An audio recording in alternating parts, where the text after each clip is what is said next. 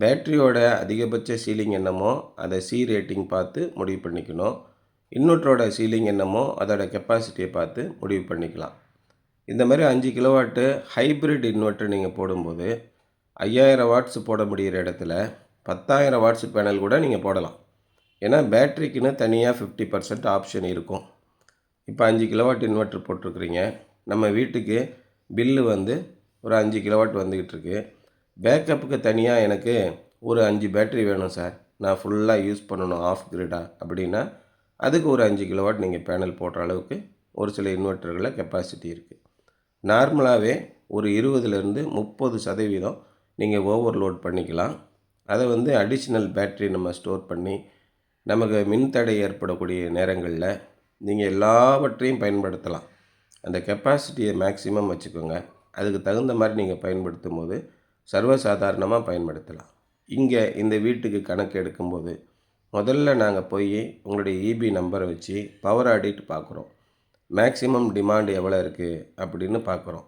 இது ரெண்டையும் பார்த்துட்டு உங்களுடைய ஹிஸ்டரி பல 2 ஆண்டுகள் 3 ஆண்டுகளாக நீங்கள் எப்படி பயன்படுத்திட்டு வரீங்க அப்படின்னு பார்க்குறோம். இனிமேல் நீங்கள் கூடுதலாக எதுவும் பயன்படுத்துறதுக்கு திட்டமிட்டிருக்கீங்களான்னு கேட்குறோம். இதையெல்லாம் அனலைஸ் பண்ணிவிட்டு 5 கிலோவாட் இன்வெர்ட்ரு எதிர்காலத்தில் எலக்ட்ரிக் கார் வாங்கினாலோ எலக்ட்ரிக் பைக் வாங்கினாலோ நீங்கள் சார்ஜ் பண்ணிக்கலாம் அப்படிங்கிற அடிப்படையில் 5 கிலோவாட்டு ஹைப்ரிட் இன்வெர்ட்ரு இப்போ இருக்கிற மின் தடைக்கு ஒரு பேட்டரி போதும் அப்படிங்கிற மாதிரி ஒரு பேட்டரியை நம்ம பயன்படுத்துகிறோம். இந்த பேட்டரி இந்த இன்வெர்ட்டர் எல்லாம் சேர்த்து 3,50,000 லட்ச ரூபாய்க்கிட்ட வந்துடுது. அப்போ நம்முடைய லக்ஸரியான ஒரு வாழ்க்கைக்கு எனக்கு இந்த தொல்லைகள்லாம் இருக்கக்கூடாது அப்படின்னு நினைக்கிறவங்க இந்த மாதிரியான ஒரு ஹைப்ரிட் சிஸ்டம் போடுங்க. கரண்ட்டு பில்லே வராது. ஒரு பக்கம் நம்ம வீட்டில் கரண்ட்டு தடையே இருக்காது. எது வேணால் நீங்கள் போட்டுக்கலாம். தண்ணி மோட்டார் உட்பட மிக்சி, கிரைண்டர், ஃபேன், ஏசி இப்படி போடுறீங்க. உங்கள்கிட்ட 5 யூனிட்டு பேக்கப் இருக்குது. அதில் 4.25 யூனிட் நீங்கள் எடுத்துக்கலாம்.